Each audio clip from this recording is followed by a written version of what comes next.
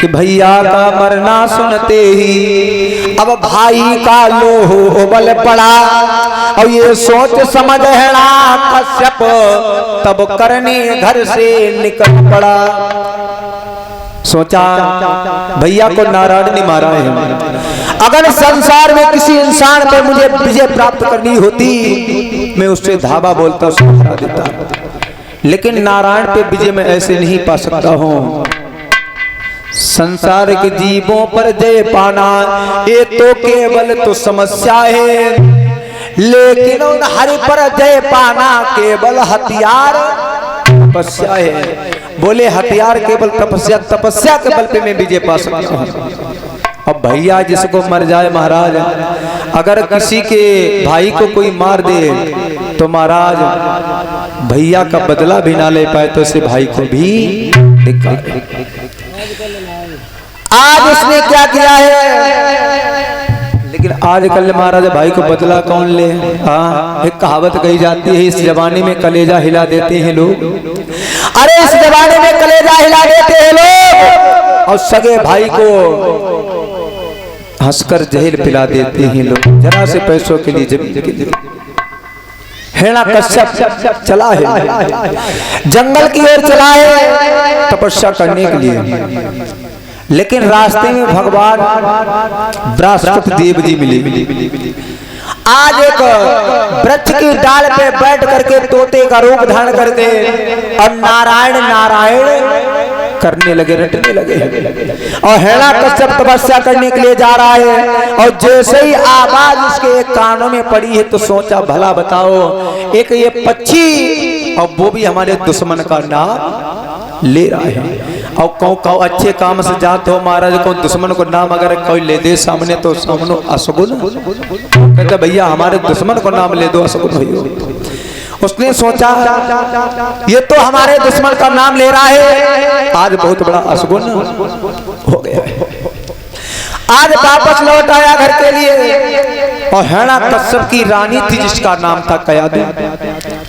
आज कयादू मैया ने जैसे देखा पूछा स्वामी तुम तो तपस्या करने के लिए गए थे, क्या बात क्यों लौट आए हो। जवाब दिया क्या बताऊं प्यारी, जब मैं तपस्या करने के लिए गया अरे एक वृक्ष की डाल पर एक तोता बैठ करके वो भी नारायण नारायण कह रहा था, मेरे दुश्मन का नाम ले रहा था। मैया बोली क्या कह रहा था स्वामी, क्योंकि मैया कयादू भगवान नारायण की भक्ति थी, वह ये नहीं सोचती थी कि हमारे पति और भगवान से दुश्मनी बढ़ाएं।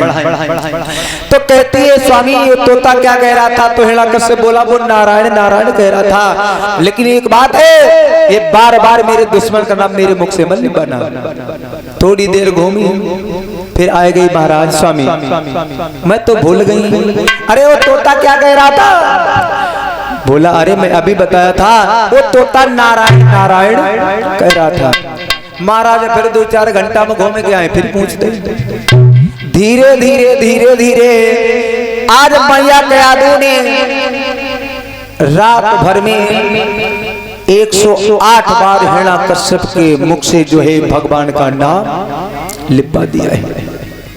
जो हिरण्य कश्यप रजोगुणी था वो अब तपोगुणी हो गया है, क्योंकि 108 बार मुख से नाम भगवान का निकल गया है।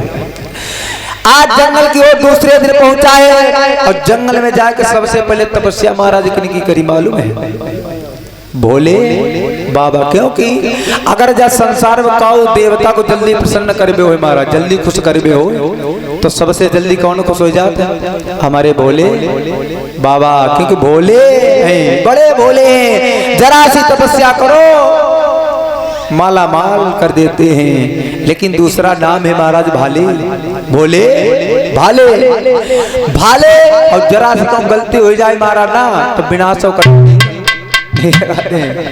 आज भोले बाबा की तपस्या की तो भोले बाबा प्रसन्न हुए, जवाब दिया बेटा हम तुम्हारी तपस्या से प्रसन्न हो, कोई वरदान मांगो। हिरण्य कश्यप बोले प्रभु ऐसा करो हमें अमर बना दो। आज भोले बाबा बोले हैं बेटा हिरण्य कश्यप संसार में अमर कोई नहीं है, जिसने जन्म लिया उसको मरना है, कोई दूसरा वरदान मांगो। बोले ऐसा वरदान मांगूंगा अब मैं जो आज तक कभी मैंने मांगा ही नहीं किसी से, और आप ऐसा वरदान मुझे दें जो आज तक आपने कभी किसी को दिया ही नहीं है। बोले बाबा बोले मांगो। हिरण्यकश्यप बोला सुनो प्रभु, और क्या मांग रहा है?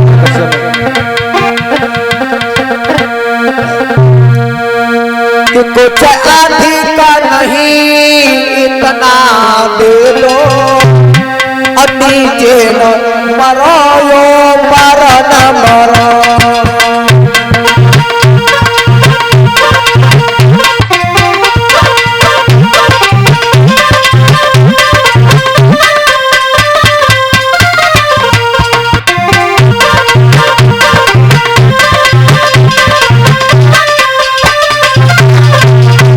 बोला है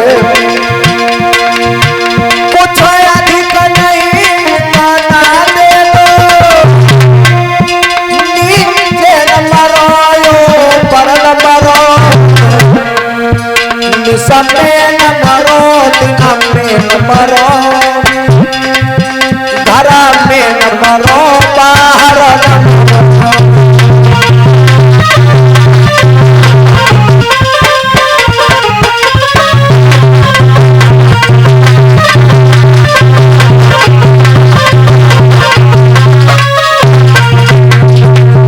बोले बाबा बोले और बताओ बेटा मांगो। तो आज हिरण्यकश्यप बोला सुनो प्रभु,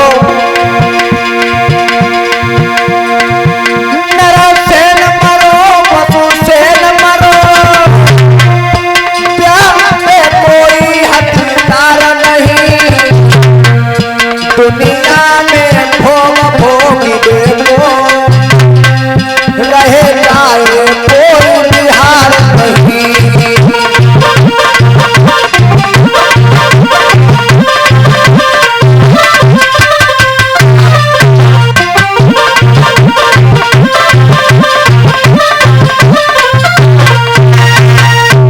जवाब दिया कुछ ज्यादा नहीं चाहिए प्रभु, इतना वरदान दो, ना तो मैं घर में मरूं, ना मैं घर के बाहर मरूं, ना तो मैं रात में मरूं, ना मैं दिन में मरूं, ना तो प्रभु नीचे मरूं, ना तो ऊपर मरूं, ना तो किसी नर से मरूं, ना किसी पशु से मरूं, और ना तो महाराज किसी हथियार से मारा जाऊं, और ना मैं 12 महीनों में मरूं।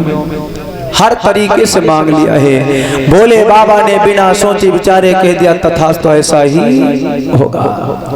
आज वरदान पाने के बाद वो हिरण्यकश्यप लौट आया है घर पे। अब तो महाराज का बात को डर ही ना है, अब तो अमर हो गया, किस बात का डर है? आते ही आते अपने सारे राज्य में उसने ऐलान कर दिया है, मेरे सभा के लोगों, मंत्री को बुलाए। मंत्री, ये मंत्री बोला बताइए क्या बात है राजन? देखिए हमारे सारे राज्य में ऐलान कर दो इस बात का कि हमारे राज्य में आज के बाद कोई जप तप हवन नहीं करेगा, ना तो कोई पूजा पाठ करेगा, ना तो कोई संत ब्राह्मणों का सम्मान करेगा, और ना तो कोई भगवान की पूजा करेगा। अरे मंदिरों में ताले लगवा दिए जाए, यज्ञशालाएं खुदवा दी जाए, आज के बाद अगर जो भी नाम लेगा वो सिर्फ मेरा ही नाम लेगा। आज से मैं यहाँ का भगवान हूँ। हिरण्यकश्यप महाराज बोला मैं भगवान हूँ यहाँ का हिरण्यकश्यप। आज के बाद अगर नाम लेगा, कोई पूजा करेगा, तो सिर्फ हिरण्यकश्यप भगवान की ही पूजा करेगा।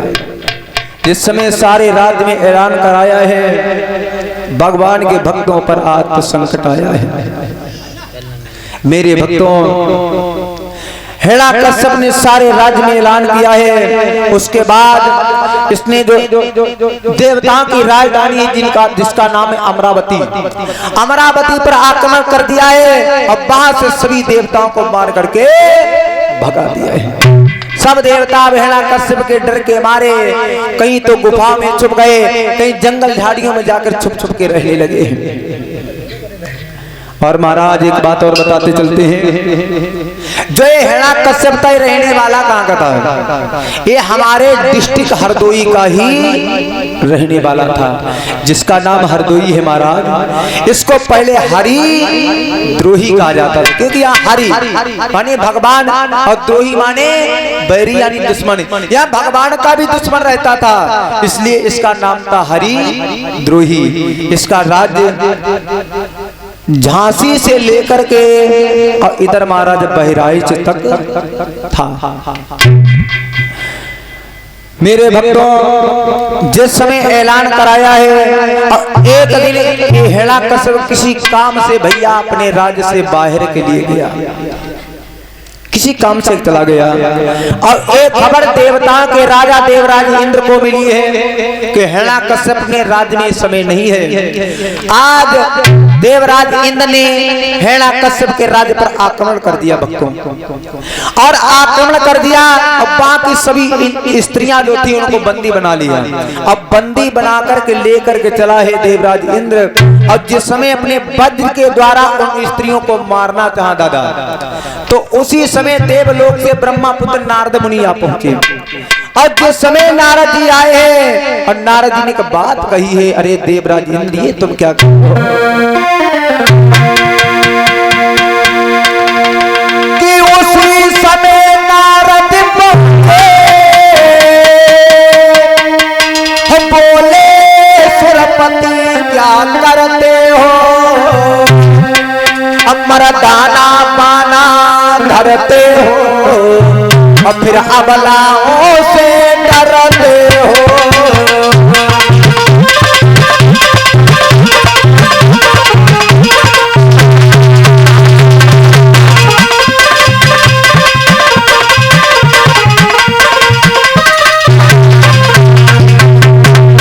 देवराज इंद्र ने कहा, रे नारद जी तुम क्या कह रहे हो?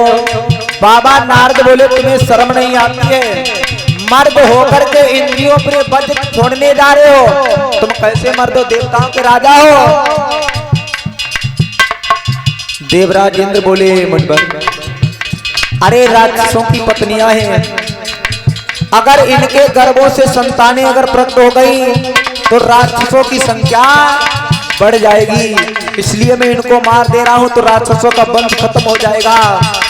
बाबा नारद बोले तुम्हें नहीं पता है, सुरपति अच्छी बात नहीं, अपना है और विचार कहाँ, इन देवों के ही गर्भों से, इन अबलाओं के गर्भों से प्रगटे प्रभु जावा कहाँ।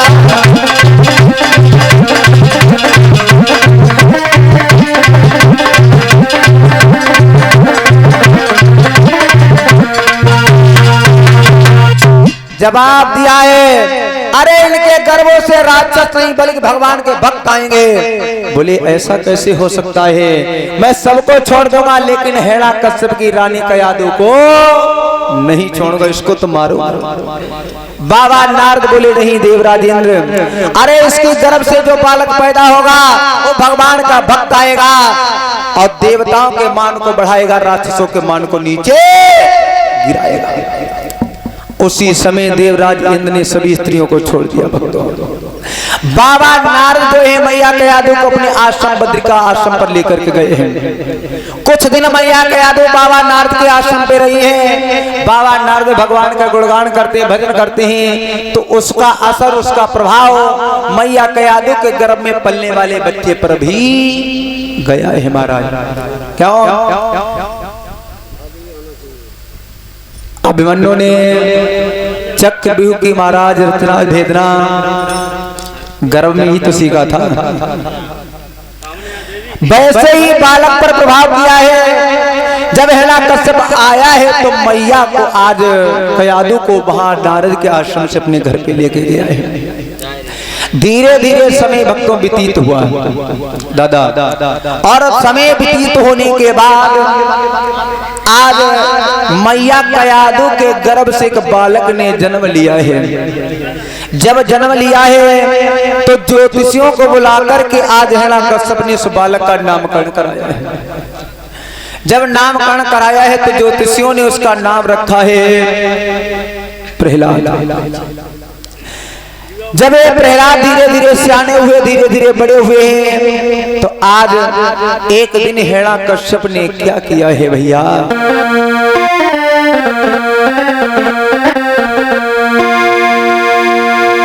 कि तो धीरे धीरे सियानो भयो कुमाराई,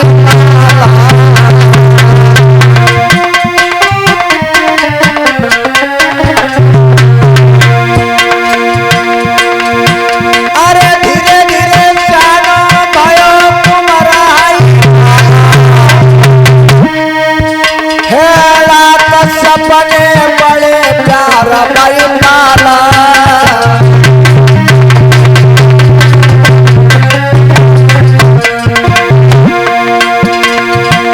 महाराज लला जब चालो हुई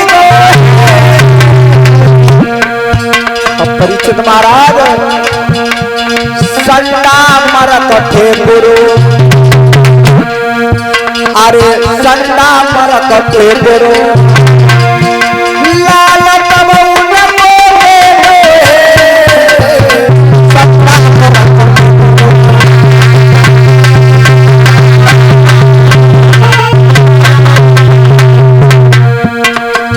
अब तो धीरे धीरे प्रहलाद बढ़ा गुरुकुल को जाए रहे हैं।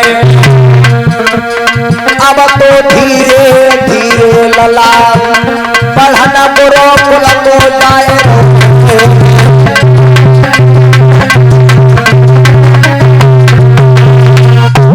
जिस समय वो बेटा सियाना हुआ हिरण्यकश्यप ने जो संडामरक गुरु थे उनको अपने दरबार में एक दिन बुलवाया है। अपने बेटे की कलाई पकड़ के आज गुरु के हाथों में दिए, जवाब दिया गुरुदेव हमारे बच्चे को बड़ी अच्छी शिक्षा देना, अरे राजकाज की शिक्षा देना, लेकिन हे गुरुदेव मेरे लला को धोखे से भगवान को नाम मत लिखवा देना, कहीं धोखे से भी मेरा बालक हमारे